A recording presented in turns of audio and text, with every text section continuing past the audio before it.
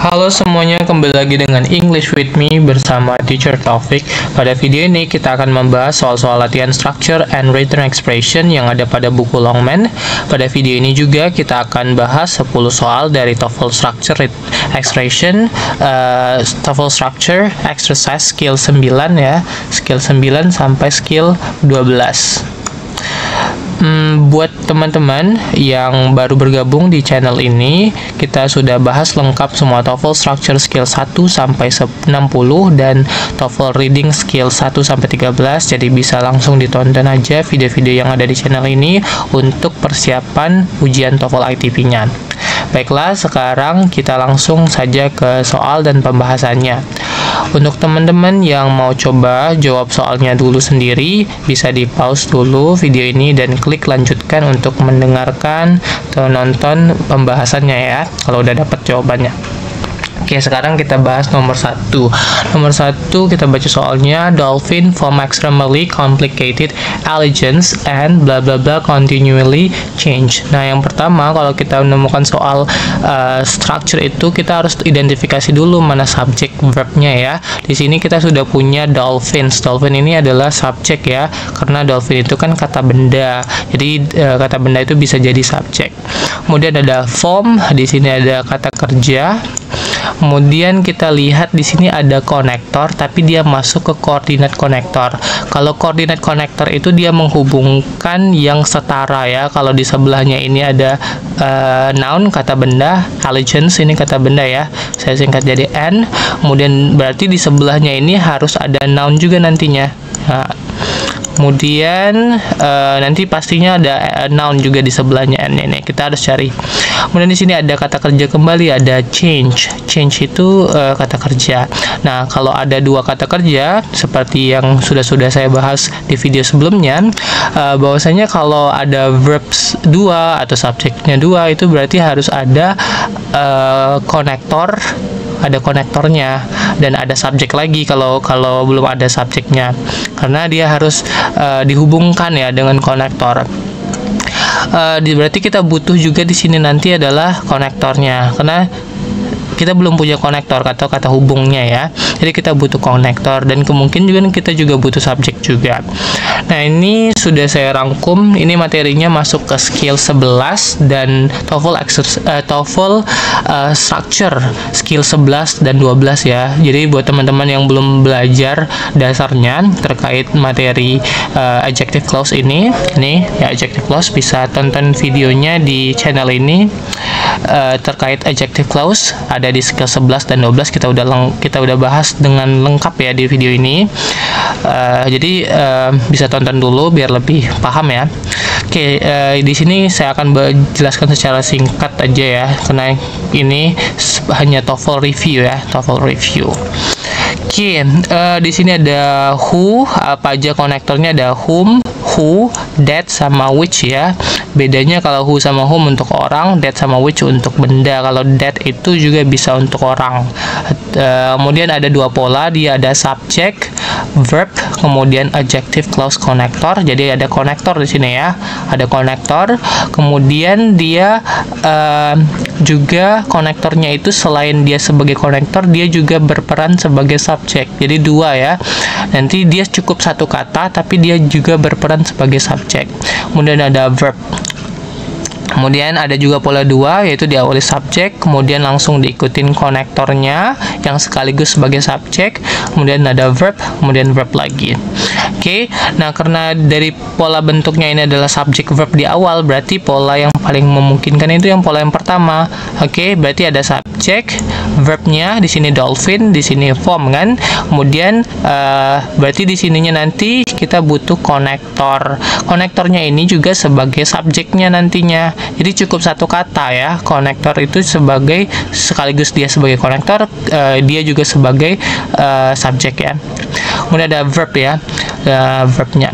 Jadi sekarang tugas kita mencari yang ada kata bendanya supaya setara ya dengan kata benda sebelum koordinat konektor n ya, dan juga konektor dan konektornya ya. Di sini kita lihat yang diawali dengan kata benda. Yang diawali kata benda itu ada a, Kalau B tidak ya, B salah. Kalau B itu that ini bukan kata benda, dia bisa jadi konektor. Yang C ini kata benda, yang D juga sama, itu sama kayak B ya, jadi dia nggak bisa, bukan kata benda, dia itu konektor. Jadi kemungkinannya ada di nomor yang pilihan A dan C. Sekarang mana yang paling tepat ya? Yang paling tepat ini karena dia adalah kata kerja aktif ya, bukan pasif, jadi kita nggak butuh to be di sini ya. Jadi yang C itu salah, yang paling tepat itu adalah A ya. Enmities ya, that, jadi langsung diikutin. Jadi di sini ada kata bendanya dan di sini ada konektornya sekaligus dia sebagai subjeknya. Oke, kenapa yang C salah? Karena di sini ada to be lagi. To be, kalau dia jadi kita masukin to be nggak cocok karena udah ada verb di sini. Jadi nanti double verbnya ya, karena to be itu bisa jadi verb juga. Oke, kita lanjut ke soal nomor 2. Kita baca dulu soalnya. Scientists are now beginning to conduct experiments on bla bla bla trigger different sort of health risk. Nah, seperti biasa kita identifikasi dulu mana subjek, mana verbnya. Nah, ini subjeknya ada scientist ya, ini sebagai subjeknya. Kemudian ada to be ya, to be yang diikutin kata kerja ing ya, atau present participle ya. Ini adalah verb ya, jadi ini verb ya, ini juga bagian dari verbnya juga ya. Oke, jadi verbnya itu panjangnya. Lanjut sampai sini, itu verbnya. Kemudian di sini kita lihat ada preposisi. Nah, ada kata preposisi. On, in, at ya. Jadi setelah preposisi itu dia harus diikutin kata benda atau kata kerja, tapi kata kerjanya yang berakhiran ing, atau juga bisa diikutin dengan klausa. Namun kita lihat di sini ternyata ada verb lagi di sini, trigger. Trigger itu bisa jadi verb ya. Jadi karena di sini sudah ada verb lagi, verbnya bentuk satu, kemungkinan yang setelah preposisi on ini adanya klausa. Berarti kalau klausa kita butuhnya itu adalah konektor, yaitu kata hubung, kita singkat dengan C, dan juga subjek untuk kata kerjanya trigger, kita tulis S di sini. Oke, saya sudah rangkum polanya. Jadi ini masuk ke materi noun clause ya, noun clause. Jadi buat teman-teman yang belum belajar tentang noun clause bisa dipelajari lagi di video ini. Maksudnya di channel ini udah ada videonya, cari aja noun clause ya, seperti ini. Itu ada di skill 9 dan 10 ya. Nah, ada macam-macam di situ, nanti bahas lebih detail. Ada macam-macam: what, when, where, how, why, whether, whenever, whether, whatever, whenever, whether, if, that ya. Ini pada umumnya ini ya konektornya. Nanti juga kita sematkan di deskripsi video ini, jadi bisa dilihat deskripsi video ini untuk materi-materi terkait yang dibahas di video ini ya. Oke, nah untuk polanya juga ada dua macam, ada yang diikuti subjek, verb, kemudian diikuti noun clause connector. Kalau noun clause connector tadi ini ya udah kita baca sama-sama. Kemudian ada subjek, verb, atau juga noun clause connectornya dulu terlebih dahulu muncul, subjek, verb, tapi ada koma di sini ya, jangan lupa. Nah, karena di sini aja diawali nomor 2 ini diawali dengan subjek dan verb, maka yang paling tepat itu pola yang diikuti untuk nomor 2 ini adalah pola yang pertama ini. Oke, karena dia subjek, di sini ada scientist, verbnya are now beginning gitu kan. Nah, berarti di sini yang kita cari adalah konektor ya, sama ya. Sini udah saya tulis konektor, kemudian subjek di sini ada yang kosong dan verbnya sudah ada trigger. Jadi tugas kita cari di pilihan ganda ini yaitu mencari konektor dan subjeknya. Yang ada konektornya terlebih dahulu. Noise ini bukan konektor, ini kata benda, jadi bukan jawaban yang tepat. Kemudian yang B, that, ini juga kemungkinan bisa benar ya, karena dia konektor. Kemudian yang C juga konektor, ini konektor ya, saya tulis C, konektor. Kemudian setelah konektor dia harus ada subjek, ini bisa juga sebagai subjek. Terus ini juga sebagai subjek juga bisa ya. Noise pollution itu bisa, noun phrase itu bisa jadi subjek. Noise. Nah, ternyata B, C, dan D ini sama-sama memungkinkan untuk mengisi bagian rumpang itu ya. Tapi yang D tidak kurang tepat karena secara makna dia tidak masuk ya. Yang lebih cepat itu how ya, daripada that. Jadi kita coret. Kenapa how? Coba kalau kalian semua coba mengartikan kalimat ini, nanti ketahuan yang how lebih tepat daripada that. Misalnya kita artiin ya, kita coba artiin ya. Ilmuwan sekarang sedang memulai untuk melakukan eksperimen bagaimana polusi udara memicu berbagai jenis resiko kesehatan ya itu ya. Jadi bagaimana lebih masuk, kalau that itu yang itu bahwasanya, jadi kurang tepat ya. Yang lebih tepat itu how. Nah sekarang antara C dan D ini sama-sama bisa ya, tapi ketika kita lihat verbnya di sini, verbnya nggak ada S-nya, artinya ini adalah verb yang jamak ya, artinya ini plural atau jamak ya. Kalau dia tunggal atau singular, dia harus ada S-nya ya, udah pernah kita bahas itu ya materinya. Jadi karena ini subjeknya adalah singular, ini noise pollution-nya ini singular, jadi nggak cocok sama verbnya yang plural. Jadi yang C kurang tepat, yang lebih cepat itu adalah yang D ya, yang D. How noise pollution can trigger different sort of health risk. Kenapa can tidak mempengaruhi, tidak harus verb. Kalau dia pakai can auxiliary verbs, dia nggak mesti verbnya harus ditambah S atau ES ya. Jadi cukup dia sudah cukup base form aja, verb 1 aja. Oke, jadi yang lebih tepat itu yang D. Secara makna juga lebih cocok yang D. Oke. Sekarang kita bahas nomor 3. Nomor 3, the Apollo 11 astronauts bla bla bla of the Earth's inhabitants witness on the famous first moonwalk on July 20th, 1969 were Neil Armstrong and Buzz Aldrin. Nah, di sini kita lihat sudah ada subjeknya ya, astronaut. Kemudian di sini ada verb lagi.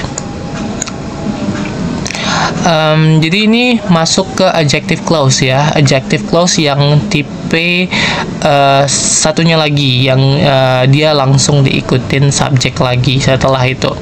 Jadi di sini ada astronaut. Astronaut itu kan manusia ya. Astronaut itu manusia. Jadi kata hubung yang memungkinkannya itu adalah whom sama who, karena itu dia diperuntukkan untuk manusia, sedangkan that sama which untuk benda. Tapi that juga bisa untuk orang sih sebenarnya. Nah, tapi bedanya yang membedakan whom, who, dan that ini, kalau whom itu dia setelah whom itu langsung diikutin subjek lagi. Nah, yang paling tepat itu adalah whom millions of the earth inhabitants.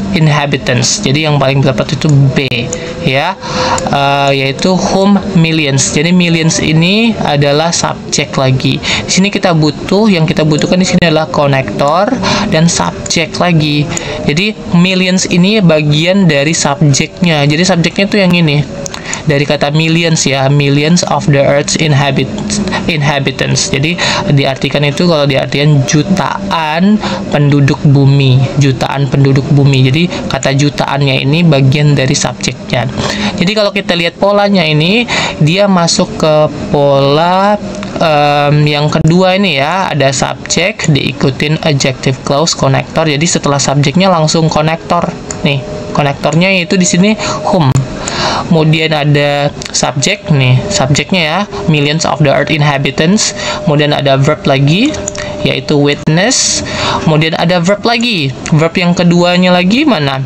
Yaitu famous for were di sini ya, verbnya yang sini. Oke, jadi pas ya, ada dua subjek dan ada dua verb diikutin satu konektor sebagai penghubung. Oke, kita lanjut ke soal nomor 4. At the end of the 19th century, Alfred Binet developed a test for measuring intelligence. Bla bla bla serve as the basis of modern IQ test. Di sini kita udah lihat ada subjeknya ya. Di sini Alfred Binet ini sebagai subjeknya, kemudian ada kata develop, dia sebagai verbnya. Oke, kemudian di sini ada kata rumpang, di sini ada verb lagi. Kemungkinan kalau udah ada dua verb di sini artinya ini adalah kalimat yang majemuk ya, yang perlu ada konektornya, kata hubung, ada kata hubungnya. Oke, dan subjek lagi. Nanti kita lihat apakah konektornya itu sebagai subjek juga. Bisa aja kan, tadi udah kita lihat ada konektor yang dia sebagai konektor sekaligus juga sebagai subjek. Nah, di sini kita lihat ini adalah materi adjective clause connector. Balik lagi kita bahas adjective clause connector ya. Ada 4 macam konektornya: whom, who, that, and which.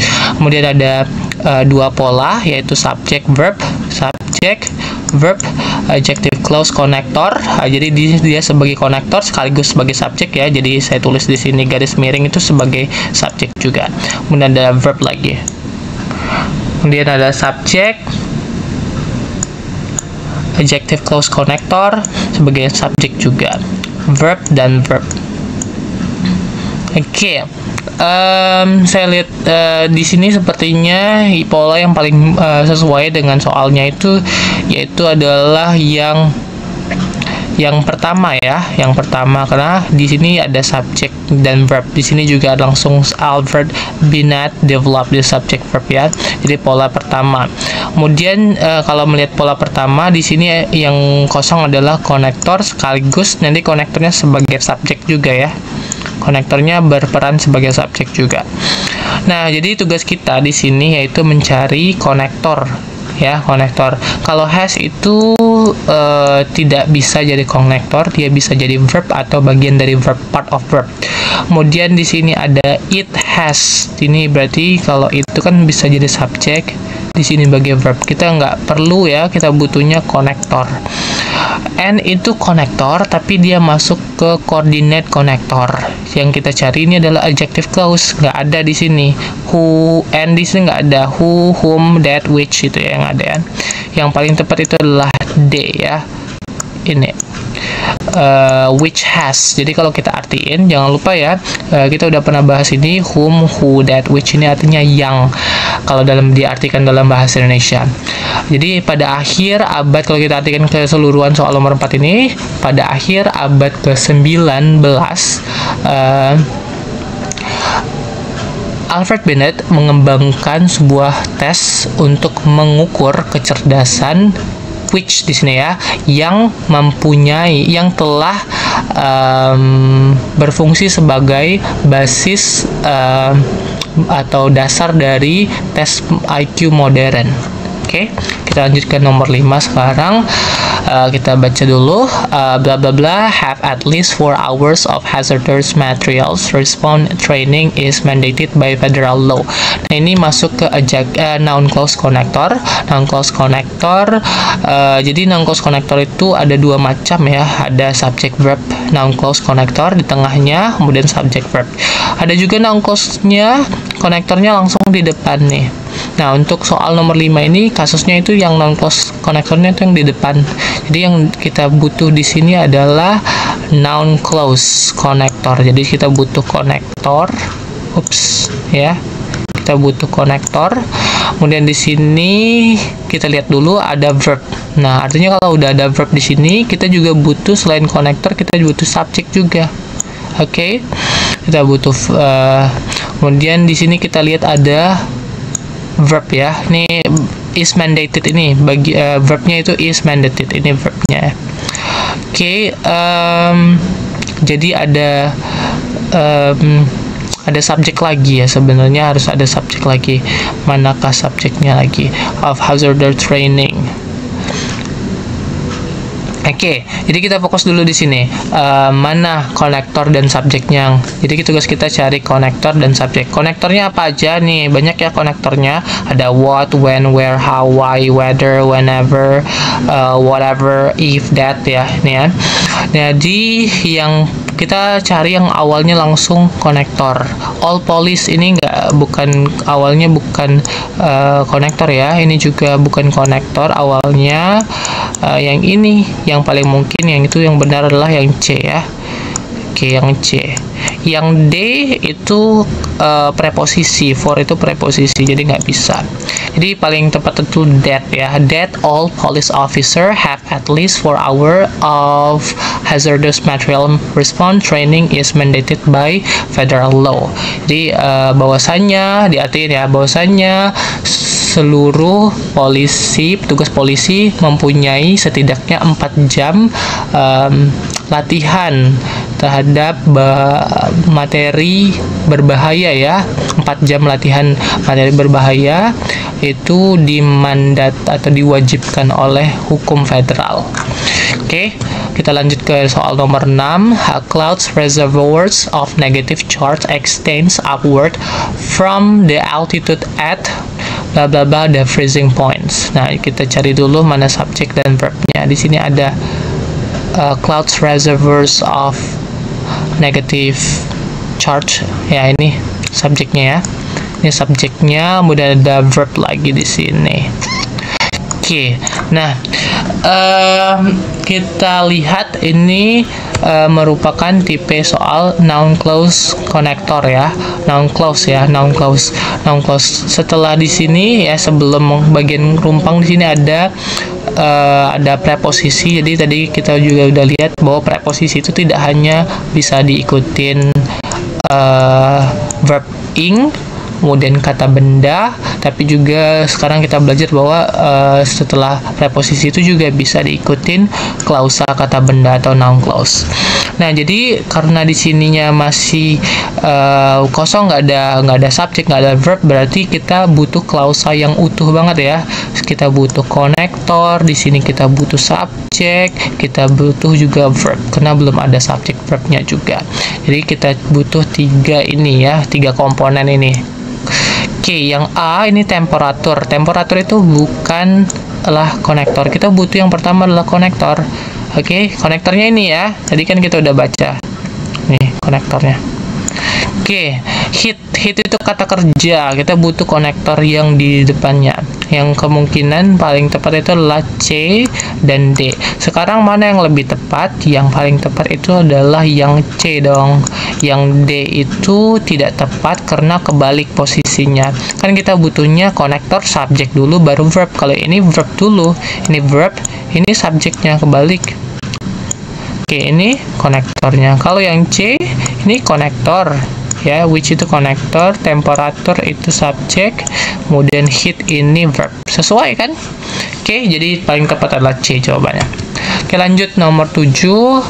In 1988 Advanced Officers Training Programs, Samson developed a plan to incorporate police in enforcing environmental protections laws whenever bla bla bla feasible. Nah, di sini langsung aja kita identifikasi mana subjek verbnya ya. Ada di sini Samson, di sini ada subjek, kemudian ada verbs, develop verbnya. Kemudian di sini kita menemukan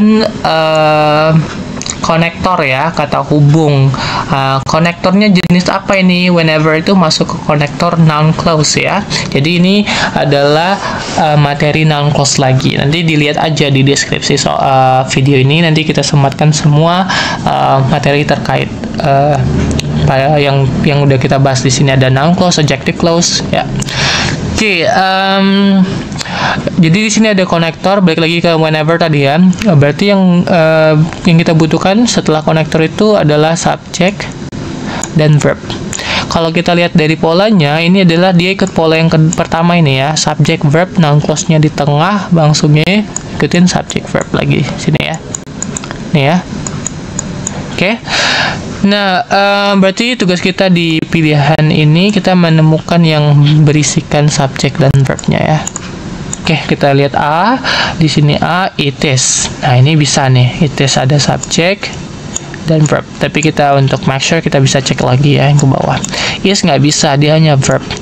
Yang C dia hanya verb has ya. Yang D ini bisa juga subjek dan verbs. Sekarang kita menentukan yang paling tepat yang mana ya antara A dan D. Oke, karena di sini adalah visible. Visible itu adalah kata sifat adjective. Nah, kalau kata sifat itu wajib diikuti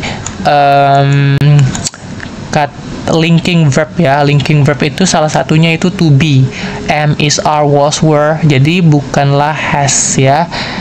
Whenever it has visible. Kalau has itu diikutin, kalau artinya mempunyai itu dia harus diikuti yang namanya kata benda ya, bukan adjective. Jadi yang lebih tepat itu adalah it is visible karena dia adjective. Oke, kita lanjut ke nomor 8. Bla bla bla will be carried in the next space shuttle payload has not yet been announced to the public. Nah, di sini kita lihat ada yang rumpang, langsung setelah rumpang ini ada verb ya, will be carried, verb. Kemudian di sini ada juga lagi verbnya, dua kali ini verbnya. Has not yet been announced, ini verb ya, agak panjang verbnya. Nah, ini masuk ke materi soal noun clause ya. Jadi yang kita butuhkan di sini karena belum ada subjeknya, kita butuh konektor sekaligus subjek di sini. Oke. Nah, noun clause ya.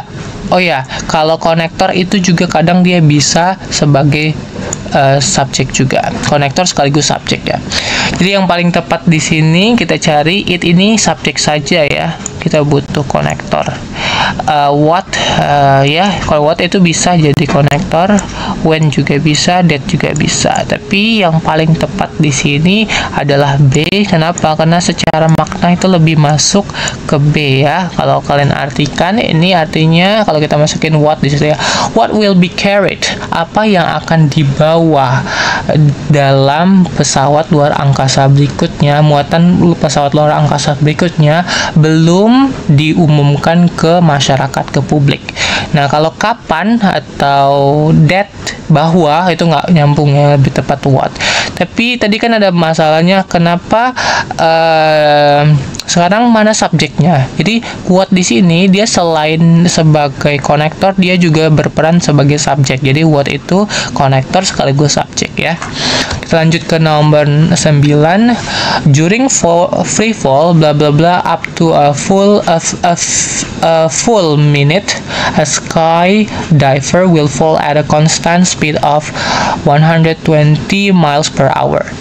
Oke, di sini kita udah ketemu subjeknya, kemudian ada verbnya. Nah, di sini ada rumpang, kalimat rumpang. Ini masuk ke materi apa ya, lebih masuk ke adjective ya, adjective clause connector. Jadi di sini ada kata free fall. Free fall-nya ini harus kita jelaskan ya. Jadi selama terjun bebas itu bla bla bla sampai 1 menit gitu. Berarti yang kita maksud dengan 1 menit ini dia ngejelasin si free fall-nya ini ya. Karena free fall itu adalah benda, maka yang lebih tepat itu pakai which, kata sambungnya. Yang lebih tepat di sini lah kita butuh konektor sekaligus juga kita butuh verb ya. Oke, sebenarnya konektornya itu juga dia sebagai subjek sendiri ya, sekaligus sebagai subjek. Oke. Jadi yang paling tepat itu adalah yang B ya, which is. Di sini kita punya which, dia sebagai konektor sekaligus dia sebagai subjek. Sedangkan is ini verbnya. Kalau yang A nggak ada konektornya, adanya subjek verb aja. Kalau yang C itu nggak dua-duanya, yang D hanya verb. Baiklah, nomor 10. the fact blah blah blah the most important ratings period is about to begin has caused all three networks to shore up their schedules. Nah, di sini kita lihat ada bagian rumpeng ya. Ini balik lagi ke materi non-clause connector. Non-clause connector di sini ada kita lihat dulu mana verb subjeknya ya. Subjeknya nih verb yang pertama kita ketemu nih ya, is. Kemudian di sini adalah has cause ya. Kemudian di sini ada subjek ya. The most important ratings periods. Ini subjek. Ya. Ini subjek. Jadi kita udah punya dua verb, satu subjek. Sekarang kita cari konektornya ya. Cari konektornya untuk yang bagian rumpang di sini ya. Nah, kita lihat pilihan ganda di sini yang paling memungkinkan untuk kalimat rumpang untuk mengisi bagian rumpang itu yaitu konektor yang C ya. Kenapa? Karena yang is ini ada verb ya. Of ini preposisi, kita nggak cari preposisi. That ini pas ya, itu konektor. What ini bisa sebagai konektor, tapi dalam kasus nomor 10 ini tidak pas secara makna. Ya, kalau kita artikan fakta, the fact that, fakta bahwasanya. Kalau the fact what, fakta apa. Ya, yang lebih tepat tuh fakta bahwa gitu ya. Jadi yang paling tepat tuh that di sini. Polanya itu yang berarti pola yang paling mungkin itu yang C ya, yang nomor 2 maksudnya, yang paling 2 yaitu noun clause connector dulu, kemudian ikutin subjek, ikut verbs dan verbs. Terus mana subjek satu lagi? Subjek satu laginya itu adalah ini, bagian yang sepanjang ini merupakan